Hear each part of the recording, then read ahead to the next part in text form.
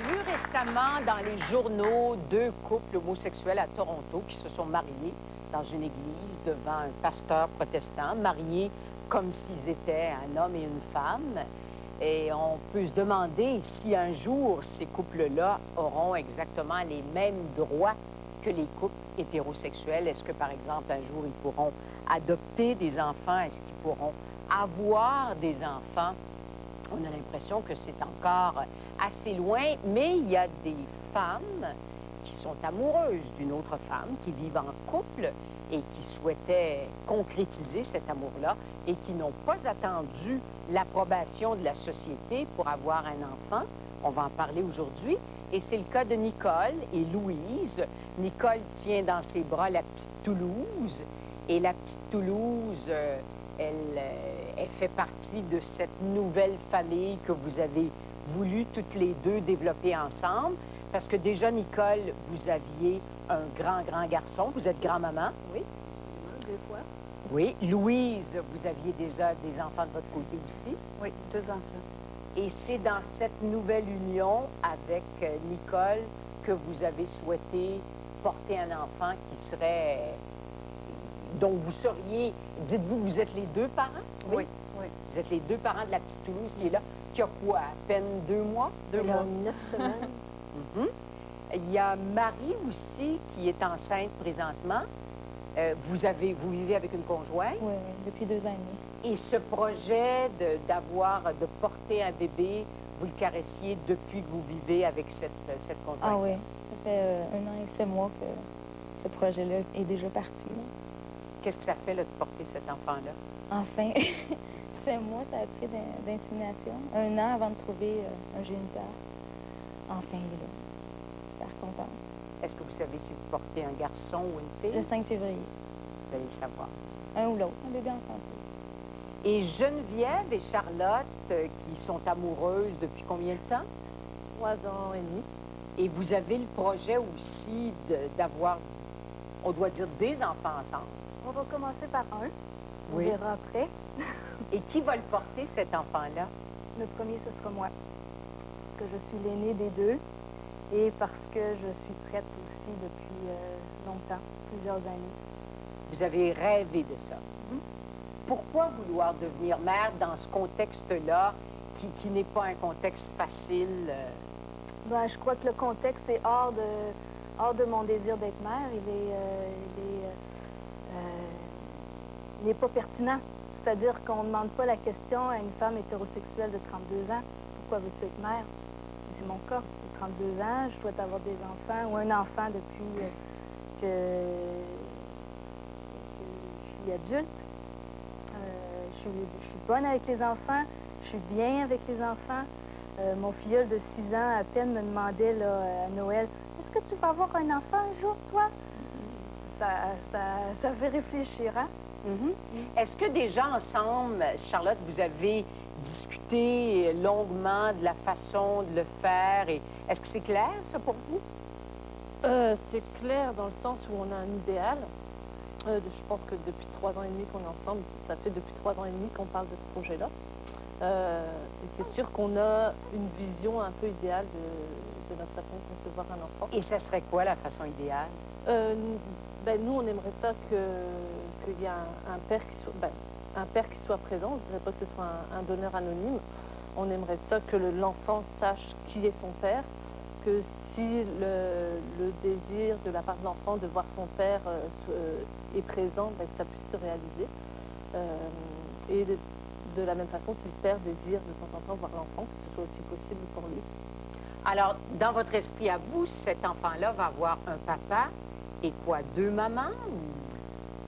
Le terme papa est peut-être pas approprié.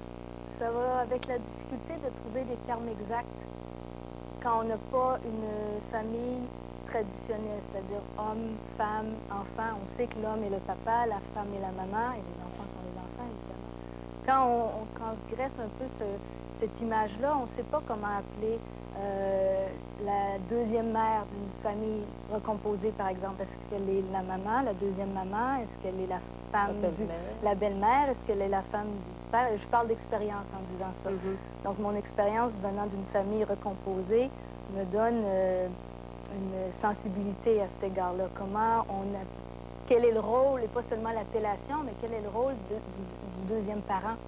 Et le deuxième parent, dans notre cas, c'est Charlotte.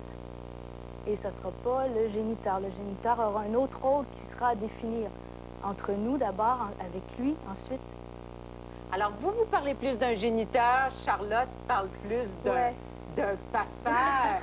Mais peut-être pas papa, peut-être... Non, ben, c'est difficile à définir. Comment définir ben, déjà, comme je le disais au début, c'est vrai que c'est une situation idéale. Puis même en l'envisageant d'une façon idéale, c'est pas toujours facile non plus de déterminer exactement les choses. Ouais. Donc je pense que il faut encore qu'on réfléchisse là-dessus. Puis je pense que ça va aussi se faire quand l'enfant, quand on va mettre en application notre désir d'avoir un enfant. Je pense que les choses vont se faire aussi naturellement. Oui, parce qu'en fait, le sens de ma question, c'était beaucoup plus quelle sorte de place vous allez donner à cet homme-là. On sait que l'homme n'aura pas un rôle, il ne sera pas le responsable dans l'éducation de l'enfant. Ce sera nous. Votre décision à vous deux. Marie, comment ça s'est passé en ce qui vous concerne? Tout le processus de trouver quelqu'un, on a commencé par les banques de sperme chez Procréa, des trucs, des cliniques de fertilité. On s'est voulu refuser l'accès à ces cliniques-là. Parce que vous n'étiez pas un couple hétérosexuel. Hétérosexuel avec un problème d'infertilité signé par un médecin. Après ça, j'étais pas plus à l'idée d'aller dans une banque de sperme. Pas connaître le visage de la personne, ça m'inquiétait. Non, j'aimais pas ça. Alors, choisir un géniteur, trouver un géniteur, c'était toute une aventure. La première personne qu'on a demandé, c'est un ami d'enfance à ma copine. C'était l'homme idéal. Le beau bonhomme, intelligent, père professionnel. Parfait, là, c'est lui, je veux. C'est lui qu'on va avoir. Je veux dire, une profession. Mais ça a pris 1 an avant qu'il décide. Bon, sa vie allait pas bien, il fallait qu'il stabilise un peu dans sa vie avant. Puis après ça, on a demandé à d'autres personnes. Là, c'est moi qui refusais. T'as le nez trop long, c'est purement esthétique. Vous avez magasiné de cette manière-là? Ah oui. Il y en a un, non, ça ne m'intéressait pas. Il y en a un autre qui voulait vraiment avoir un rôle. Je veux que le petit porte mon nom, qui s'impliquait beaucoup, ce qu'on voulait pas. On voulait pas avoir un père, on voulait avoir un géniteur. C'est vraiment très, très clair là-dessus. Pas de rôle. Un père, il faut que ça soit présent, puis il n'y en aura pas de père. Je ne veux pas élever un enfant à 4 ou à 3, c'est à 2. Moi et ma copine, 2 mères. Jusqu'à temps qu'un an après, la première personne à qui on a demandé, j'ai dit oui. Alors, on était toutes folles. J'ai dit good. Et c'est comme ça qu'on a commencé. Et ça s'est fait rapidement? Est-ce que... Ça a pris 7 mois d'insémination, 7 mois d'essai à la maison, avec des seringues, homemade, là. Excusez-moi l'anglicisme. Alors, c'était votre copine qui se faisait l'intermédiaire avec une seringue? C'est ça. Le sperme dans une seringue. On a fait 4 mois avec le premier géniteur. Dans mon cas, on a 2 géniteurs. 4 mois, et puis ça ne marchait pas. Là, moi, je suis inquiète. Je dis, bon, c'est moi qui ai le problème. J'ai dit, c'est toi qui as le problème. Il y a quelqu'un qui a le problème. 4 mois, il faut que ça marche. Là. Après ça, on a demandé à son copain. Ça te tente-tu d'essayer d'un coup que c'est sperme, puis toi, peut-être que tu serais bon? Donc, on a essayé avec son copain. 1 mois. Ça n'a pas marché encore. Après ça, on a dit, bon, ben, good. Mettez donc les deux ensemble, on va avoir plus de chance. Vous avez mélangé le sperme des 2 donneurs, des 2 copains. Et ça a marché cette fois-là? Ça a pris quelques mois, là, puis ça a fonctionné. Mais ça vous gêne pas de porter un enfant sans savoir qui est vraiment le père? Ça peut être l'un, ça peut être l'autre. Je trouve ça plus facile comme ça. Parce qu'on ne sait pas c'est qui. On ne peut pas dire c'est un ou l'autre. On ne sait pas, de un. Ça l'enlève, je sais pas, le fait de savoir c'est qui. 2, pour nous autres, c'est vraiment avoir plus de chance.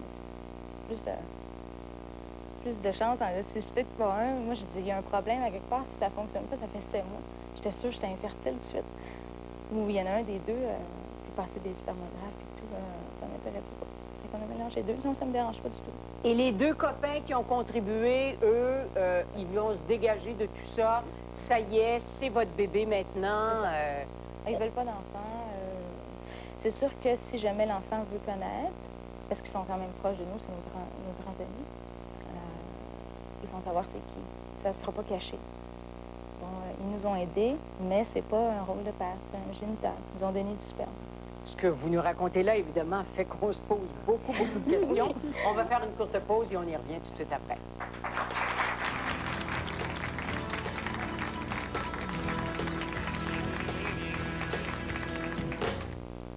Unforgettable.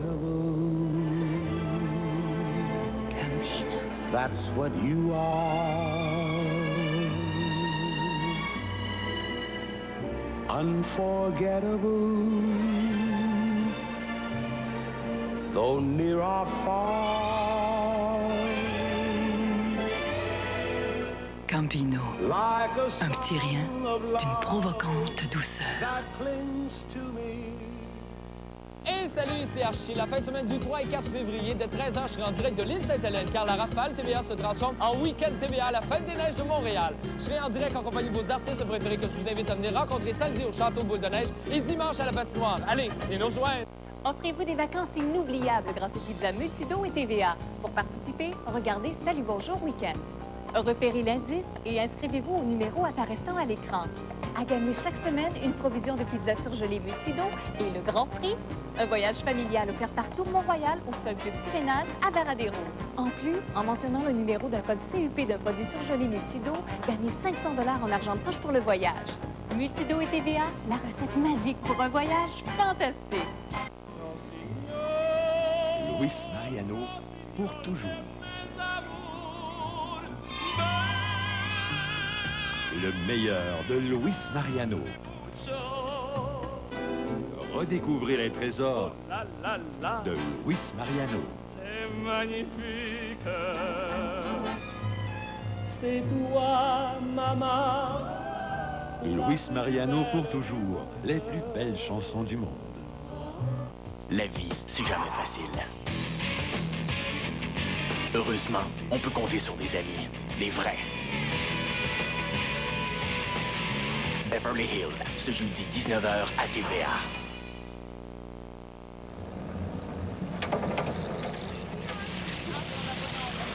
La nouvelle quadruple de ski Chantecaire. 1,5 million $ pour vous envoyer en l'air tout l'hiver. Ski Chantecaire de Sainte-Adèle, à 45 minutes de Montréal.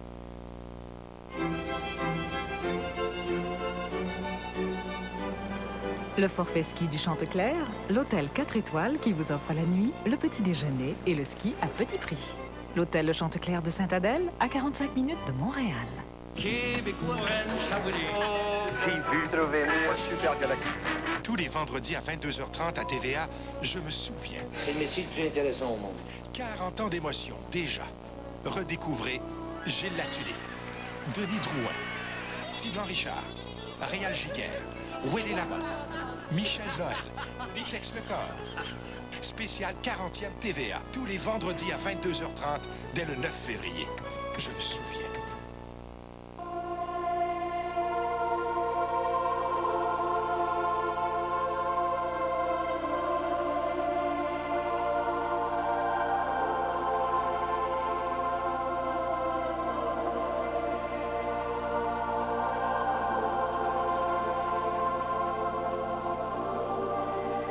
Brunet, depuis 1855. Écouter, conseiller, comprendre. J'aime la vie, j'aime Brunet.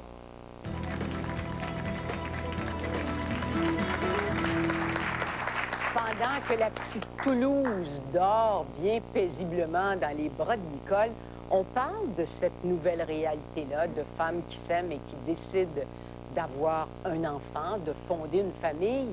Et c'est une réalité tellement nouvelle qu'on avait du mal tout à l'heure à définir les termes. Ça fait bien des gens impliqués là-dedans. La réalité est complexe à vivre aussi. Et Denise, vous êtes sociologue et vous me disiez qu'il y a des gens qui ont observé cette nouvelle réalité puis qui définissent un nouveau vocabulaire. C'est une recherche qui a eu lieu, une des rares recherches qui a été faite sur les mères lesbiennes au Québec, une recherche récente de Nathalie Ricard.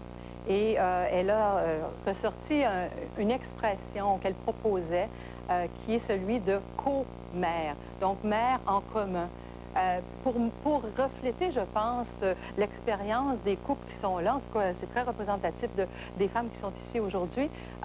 Le fait que c'est un projet commun, qu'on ne voit pas de hiérarchie entre celle qui va mettre au monde physiquement et celle qui va être présente et va l'élever ensemble avec elle ensuite.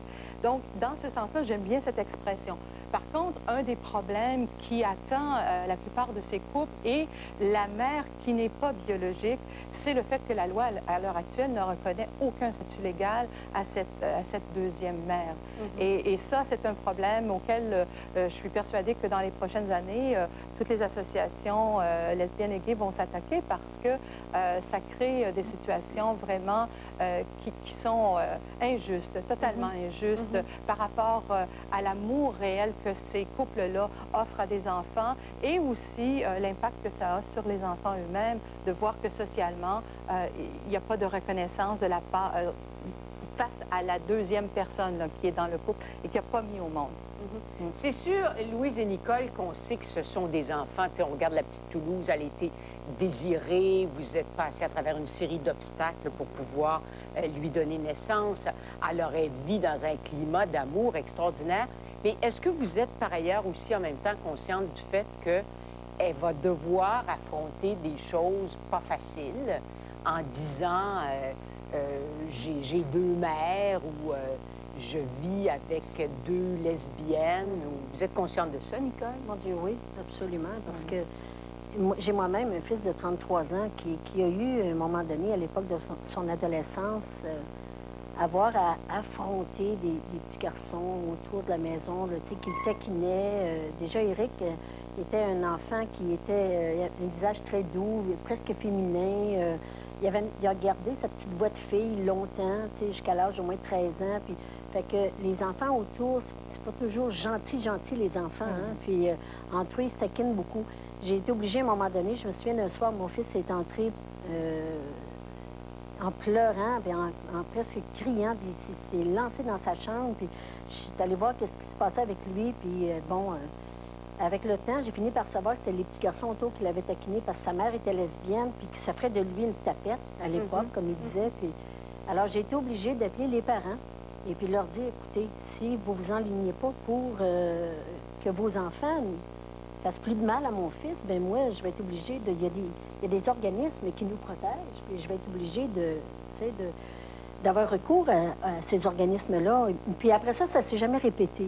Mais je sais que Eric, en lui, là... je veux dire, c'est un choix qu'on fait, c'est personnel, hein? On fait même pas le choix, de toute façon, d'être homosexuel. C'est même pas un choix qu'on fait. On est homosexuel parce que ça pousse en nous d'être homosexuel. C'est comme être hétérosexuel.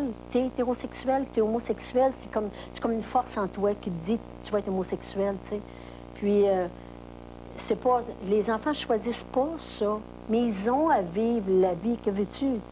Ils ont à poursuivre le parcours avec le parent, tu sais. Bon, on va juste essayer de la renforcer. Oui, alors vous dites les enfants ne choisissent pas ça. Ils ont à poursuivre le parcours avec le parent. Pourquoi placer un enfant adorable dans cette situation nouvelle-là? Vous avez un désir d'enfant très fort, que je comprends. C'est une bonne question, mais... ça. Louise, vous voulez répondre à ça? Je peux y répondre parce que... Bon, longtemps, j'ai été, je peux dire, troublée par le fait d'être gay, mais j'ai été troublée aussi par le fait que je voulais être mère. Et être mère, ça se tait pas comme ça. C'est pas parce qu'on reste une femme, qu'on soit gay ou hétérosexuel. Et c'est ce que j'ai eu de la difficulté pour ma part à commencer, moi, dans ma vie de mère. Donc, mes deux premiers enfants, ça a été avec un ami. Et j'ai essayé de faire vie commune avec lui, mais c'était pas possible. J'étais gay. Mais on reste mère. On reste mère. Puis on a besoin de famille de la même façon qu'un couple hétérosexuel a besoin. Et je me dis, moi, c'est avec le temps et de montrer que ça peut être possible et que les enfants sont bien aussi. Parce que les enfants, quelque part, quand ils sont dans le milieu familial, ils sont bien. Si à un moment donné, ils ont une certaine difficulté, c'est à l'extérieur. C'est parce que les gens ne sont pas encore habitués. Et je peux dire, en tout cas, je sens qu'il y a des changements, parce que juste à l'hôpital, à l'accouchement, Nicole était présente, et elle était présente tout le temps que j'ai passé à l'hôpital. Et je peux vous dire qu'on a eu de l'accueil de tout le monde. Et des gens qui partageaient la chambre avec moi, qui étaient hétérosexuels, des infirmières, des médecins. Donc déjà, ça montre qu'il y a du changement. Vous avez vu beaucoup d'ouverture.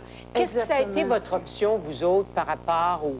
Est-ce que c'est un géniteur ou si c'est un papa pour Toulouse? Est-ce que la personne qui a fourni le sperme va être présente?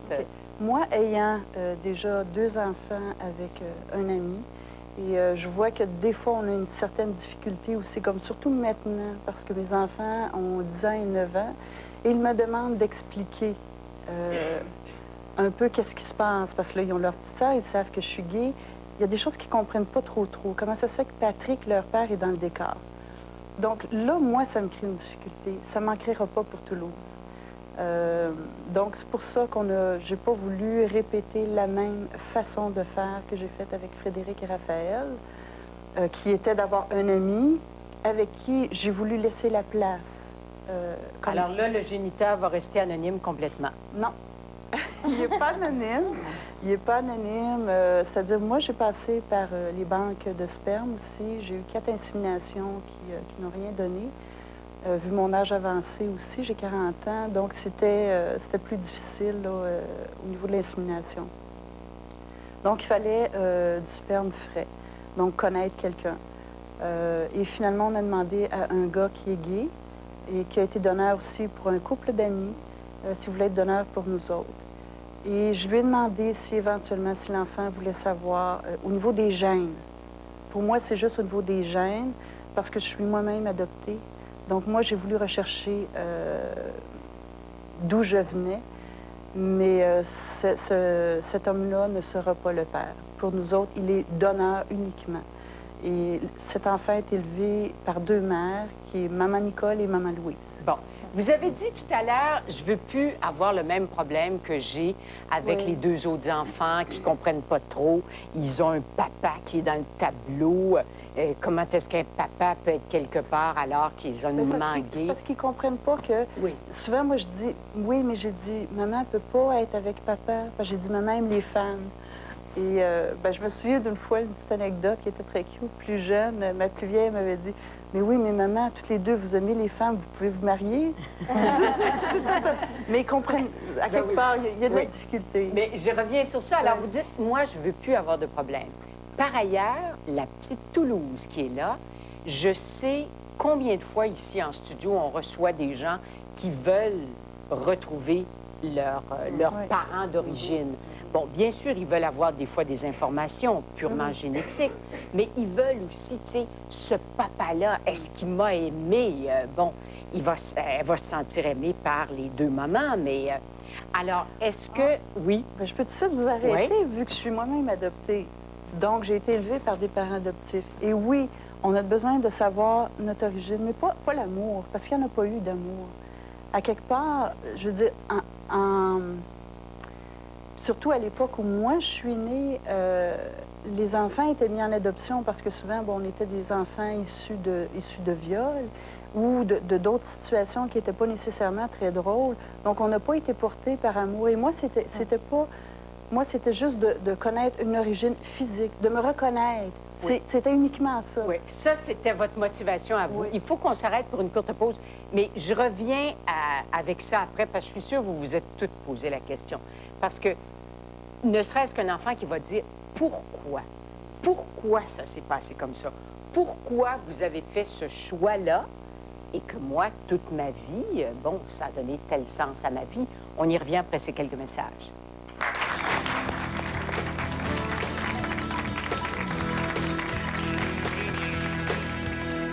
Nous avons demandé à des personnes pourquoi ils n'utilisaient pas d'adhésif pour leurs prothèses dentaires. Pas besoin. Ma prothèse tient bien. Pas de problème, depuis 15 ans. Puis, ces personnes ont essayé Fixodent. Pour m'aller, il me va, je vous le dis. Incroyable! Il me va mieux! En fait, j'y pense plus. C'est parce qu'avec Fixodent, les prothèses qui vous vont bien vous vont encore mieux. Ça prouve seulement que tant qu'on n'essaie pas, on ne sait pas. Fixodent. Et oubliez ça. Découragé de votre sandwich? Au comptoir de la charcuterie, exigez Tristelli. Si le fromage est à l'honneur, soyez à la hauteur avec Tristelli, le choix savoureux. Des événements qui provoquent le destin. Cela, je suis venu te chercher. Des choix qui brisent le cours de l'existence. Tu veux jouer au plus pep? OK, tu vas trouver le temps long. C'est pas comme ça, prévenir. T'es en train de tout détruire, là. Tout le monde. Si je passais à côté de l'homme de ma vie, Parce que c'est moi, master, le boss. Des vies qui basculent en un instant. Ah ouais, coupe-moi la jambe. Coupe la crise qu'on en finisse. Deux frères, la grande finale de l'automne, ce soir 20h à TVA. On a toujours tendance à tout remettre au lendemain. Mais le temps passe vite. Il faut que je pense à mes enfants. C'est pour eux que je me suis assurée avec l'alternative. Pour moins de 20 $ par mois, ça vaut vraiment la peine. Tout se fait par téléphone, en toute confiance. Pas d'examen médical, pas de visite de représentant. Grâce à l'alternative, j'ai l'esprit en paix et je profite au maximum du temps qui passe. Vous êtes peut-être le meilleur conducteur du monde, un modèle de prudence. Vous faites vos arrêts obligatoires de 2 secondes bien comptés. Vous pourriez même donner des cours sur la sécurité routière. Mais tous les conducteurs ne sont pas comme vous. La berline intermédiaire de la série L, de Saturne. un seul traitement peut vraiment soulager les terribles douleurs de cet homme. Mais le Collège des médecins l'interdit. Là, c'est un coup de 12 dans le front. Ça peut pas être pire que ça. JE Enquête, ce vendredi, 19h.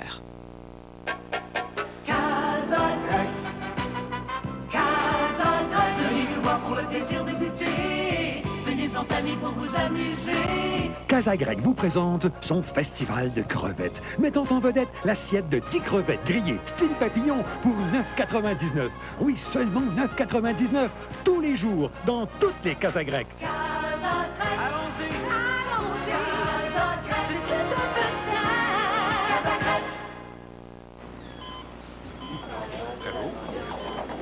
Je dois toujours rester au fait des nouvelles médicales et en voici une concernant aspirine.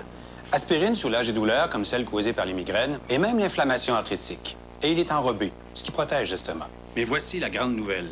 Même si vous avez plus de 50 ans ou que vous faites de l'embonpoint ou de la haute pression, aspirine, lorsque pris quotidiennement, est le seul analgésique qui peut aussi contribuer à vous sauver la vie. Demandez à votre médecin si aspirine vous convient. Pour le soulagement des douleurs et bien plus encore.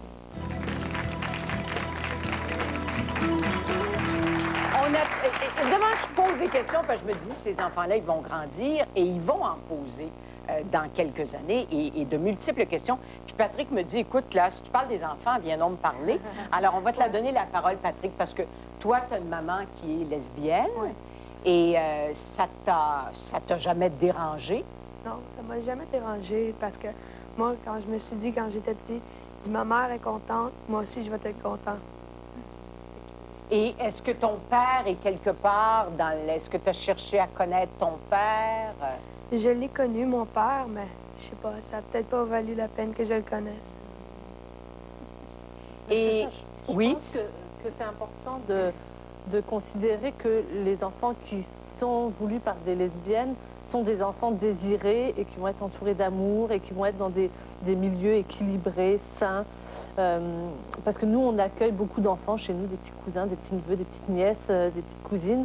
Et il y en a pour qui se posent même pas la question, qui viennent chez nous en vacances quelques jours, une semaine, 2 semaines. Puis la question se pose même pas. Ils nous voient dormir ensemble, ils nous voient vivre ensemble. Puis jamais les questions viennent. C'est comme ça leur paraît naturel. Puis il y en a pour d'autres où les questions sont là, puis ils ont pu nous interroger, puis on s'assoit avec eux, on leur parle, on leur explique. Et après, c'est tout, ça repart. Et puis, il n'y a plus de grandes interrogations, plus de... Les enfants nous voient comme un couple, d'abord, un couple équilibré, heureux. Donc, il et elle ne se posent pas de... Elles ne vont pas par 4 chemins, elles se posent... Pourquoi faire des choses compliquées quand elles mais ce sont vos neveux. Le jour où vous aurez vos propres enfants, Et que cet enfant-là, en allant à l'école, en voyant qu'il y a des petits copains qui ont leur père, qui vient une fois de temps en temps les chercher à l'école, qui fait du ski avec eux les fins de semaine, qui va les regarder jouer au hockey et tout, qui sentent que le petit bonhomme, le petit copain a une relation privilégiée avec son père, le jour où ils vont venir vous voir en disant « J'aimerais ça rencontrer mon père, j'aimerais ça le connaître. » Mais pourquoi le père est associé au hockey et au ski? Nous, on fait... Oh non, bien sûr! Non, Vous allez... Ben oui, non. Mais enlever le hockey, ça peut être de la musique, ça peut être s'asseoir. J'aimerais ça m'asseoir à côté de mon père. Claire, la distinction qu'il faut faire ici, c'est dans le cas du petit copain. J'ai fait du ski avec mon père, mais là, j'ai fait du ski avec mes deux mères ou j'ai fait du ski avec mes deux parents. L'enfant va quand même avoir deux parents à l'élever, à être proche de lui. Est-ce que deux mères peuvent remplacer un papa et une maman dans le développement d'un enfant? Qu'est-ce que vous voulez dire dans le développement? On dit pour trouver son identité sexuelle. Être lesbienne, c'est pas vivre dans un ghetto, juste des lesbiennes, juste des femmes. Nous, on évolue dans un milieu où on a de la famille, il y a des hommes, moi j'ai des frères, il y a des oncles, il y aura des grands-parents, des grands-pères, on a des amis hétérosexuels hommes, on a des amis homosexuels hommes. Je veux dire, il y a tout un panel dans notre entourage et l'enfant ne va pas vivre dans un cocon juste nous deux ou juste des lesbiennes, il va avoir toutes sortes de gens autour de lui, donc il n'aura pas juste comme référence ses deux parents. Je pense qu'on ne se construit pas juste par rapport à ses deux parents hommes-femmes. Il y a plein d'autres gens par rapport auxquels on se construit. Et quelle sorte d'image on projette des hommes si on explique à cet enfant-là qu'on a voulu uniquement d'un géniteur pour arriver à son développement? J'essaie de me mettre dans la peau d'un enfant. Je pense que vous catégorisez trop ici le rôle que le géniteur va avoir. Dans le sens où l'enfant va avoir cette vision du géniteur.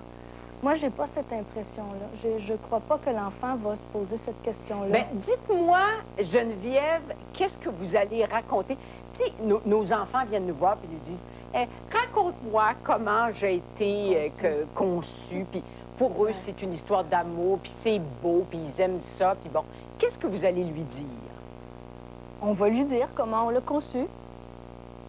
Bien, que c'est une histoire d'amour entre nous deux, et puis que, vu que nous deux, en tant que femmes, on ne pouvait pas le faire, on a été chercher une ressource extérieure, mais que c'est un enfant de l'amour, parce qu'il est très désiré, très attendu, et il sera entouré d'amour quand il sera là.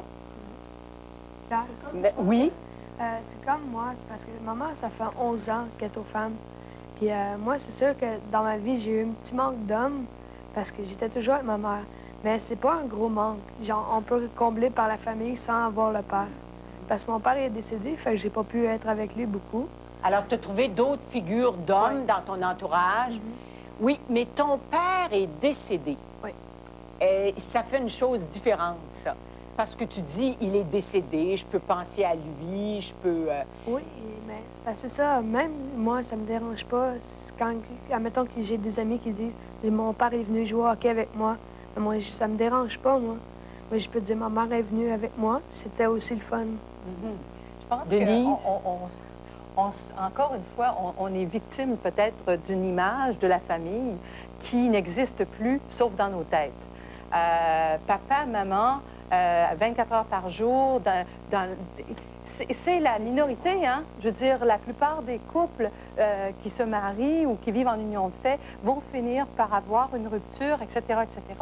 Ça, c'est le monde hétérosexuel. Mais on porte encore dans nos têtes cette image d'une belle union qui dure jusqu'à la mort. Je m'excuse, c'est pas la réalité. Dans la garderie où va mon petit-fils, le fils de ma fille, il y a plein d'enfants qui vivent en situation de couple recomposé, avec maman toute seule, avec papa tout seul, etc. On continue à charrier cette image-là de la famille et à ce moment-là, dès qu'une famille n'est pas comme la famille type, eh bien, on les dévalorise. Mais en réalité, si on se donnait la peine de vivre telle que la réalité est aujourd'hui, on verrait qu'il y a une variété de familles. Et moi, ce que je trouve qui attend les enfants qui sont à venir, des femmes qui sont ici, des enfants qui sont déjà là. Ce qui est dommage, c'est que la société n'a pas évolué. On a changé une loi, la loi 32 maintenant reconnaît les unions que ces femmes forment et les hommes forment aussi entre eux, unions de fait, de même sexe. Par contre, on n'a pas reconnu les liens de filiation. On n'a pas reconnu le droit à l'adoption. On ne reconnaît pas encore le mariage et ça dit quelque chose aussi de la valeur qu'on accorde à ces unions. Oui. Je pense qu'on là-dessus, il y a un jugement de valeur. Oui, vous me parlez du point légal, Denise, et moi, je voudrais revenir au petit cœur de ces enfants-là. Et je vais vous dire pourquoi. Parce que, bon, j'ai élevé ma fille, bon, comme une mère monoparentale. Et beaucoup de mères qui ont élevé leurs enfants de cette façon-là ont entendu, à des moments donnés, des espèces de cris du cœur. Oui, c'est vrai. Où est mon père? Que fait mon père? Est-ce que mon père va venir? Est-ce qu'il va me téléphoner? Est-ce qu'il m'aime? Est-ce que... Et combien de fois j'ai entendu ça ici, dans le studio aussi? Et je me dis, on a fait avec, hein? On a composé, on a pris la relève, on a essayé de développer des enfants qui soient le plus heureux possible, mais c'est différent de les placer dans une situation où le papa, il a fait son travail il y a X temps, et puis il n'y a pas de nom, il y a... Mais est-ce que l'important, c'est qu'il y ait papa, donc sexe mâle, maman, sexe féminin, les rôles, les stéréotypes, etc., ou la présence de deux êtres? Idéalement, deux êtres, pourquoi? Parce qu'élever un enfant, c'est tout un travail. C'est énorme. On n'a pas idée. Et donc, à ce moment-là, avoir une deuxième personne pour prendre la relève, pour nous encourager, pour nous accompagner, pour aussi donner à l'enfant une variété. Moi, je ne savais pas nager. C'est pas quelque chose que je pouvais transmettre à ma fille. Donc, c'était bien d'avoir quelqu'un d'autre dans l'entourage. Ça n'a pas besoin d'être sous le même toit. Il fut un temps où on avait des familles élargies et l'enfant pouvait glaner au gré des personnalités qui l'entouraient les choses dont il avait besoin, la stimulation intellectuelle, émotive, etc. Maintenant, les familles élargies sont moins grandes, on est moins en contact, on vit dans des situations éloignées parfois, mais est-ce que c'est pas important d'avoir deux personnes qui nous aiment, qui prennent la relève, qui font ce travail-là? Il n'y aura pas un manque parce qu'il va y avoir déjà deux personnes. Là où il peut y avoir un manque, où est papa, est-ce que papa m'aimait, etc., c'est lorsque papa était là et n'est plus là. Comment expliquer ça? Et ça n'a rien à voir avec le lesbianisme et l'homosexualité, je vous rappelle. C'est l'hétérosexualité qui ne marche pas. Hein? Dans ce cas-là. On va s'arrêter là-dessus, une courte pause. Le débat est parti, on vous revient tout de suite après quelques messages.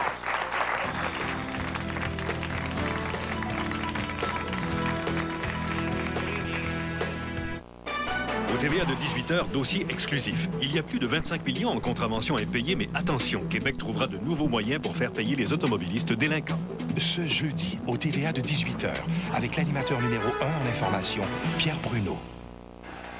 Qu'est-ce que tu regardes? OK. Regarde ce que j'ai loué. La tendresse au cœur. Messier joue. Chip?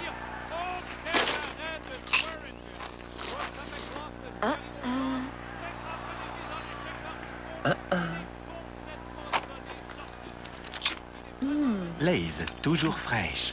Gageons que vous ne pourrez plus vous arrêter. Je t'ai toujours aimé. Vous aimez le monde des arts, le design, mais on se moque de vous en vous disant qu'il n'y a pas d'avenir là-dedans. C'est faux. Revues, pochettes de CD, affiches, pages web, l'infographie ouvre les portes aux excitantes carrières de l'an 2000. Le programme d'infographie à l'Académie internationale du design vous offre un entraînement pratique sur de l'équipement industriel à la fine pointe de la technologie. Appelez le 514-875-9777 pour une brochure gratuite et transformez votre créativité en une carrière dès aujourd'hui. Roméo et Juliette, la plus belle des histoires d'amour, enfin en musique.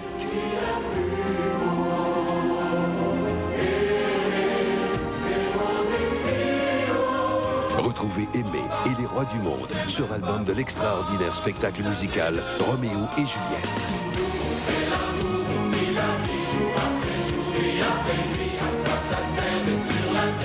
Roméo et Juliette, un disque Universal Musique. Après 20 ans dans le coma, elle se réveille. Tu m'as tellement manqué. J'ai perdu 20 ans de ma vie, Alex. Et toi, tu es ma maman. Lydie va bientôt finir par découvrir la vérité. Tu es amoureuse de lui. C'est ma meilleure amie et je suis tombée amoureuse de son mari. J'ai connu des moments de profond désespoir tout au long de ces années. Heureusement que Gail était là. Ça n'est pas juste. Ni pour toi, ni pour Gail. 20 ans d'absence. Une histoire vraie. En primeur ce vendredi 20h à TVA. Au niveau de leurs autres produits, les vitamines, ces choses comme ça, sont reconnus au niveau des normes de qualité, sont excellents. Pourquoi j'ai choisi Adrien Gagnon, c'est surtout pour ça. Je voulais prendre du sulfate de glucosamine, mais je voulais prendre du sulfate de glucosamine qui venait d'une bonne compagnie. Moi, je suis une fervente des produits naturels. J'en ai pris toute ma vie. J'ai commencé à l'âge de 30 ans à prendre des produits naturels. Je pense que je vais continuer tant que Dieu me prêtera vie.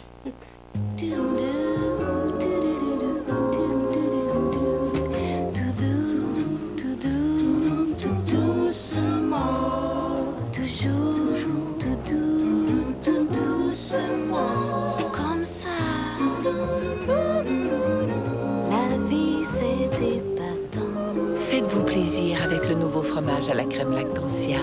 Le goût tout doux de fromage tout onctueux, digne du nom Lactantia.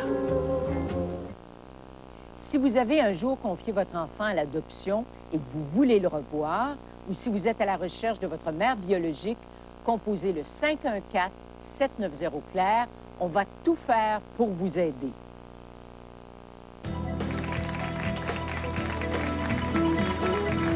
On parle aujourd'hui des homosexuels qui décident d'avoir des enfants. Vous, votre réaction, vous êtes ouvert à ça?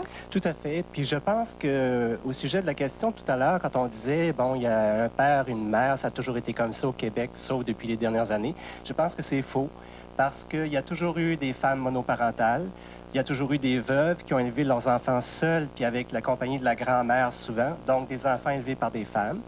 Il y a eu les Canadiens qui sont allés à la Deuxième Guerre mondiale et qui ont eu des enfants avec des femmes européennes. Ils sont revenus de ce côté-ci de l'Atlantique et ces femmes-là ont élevé leurs enfants sans qu'ils ne connaissent leur père.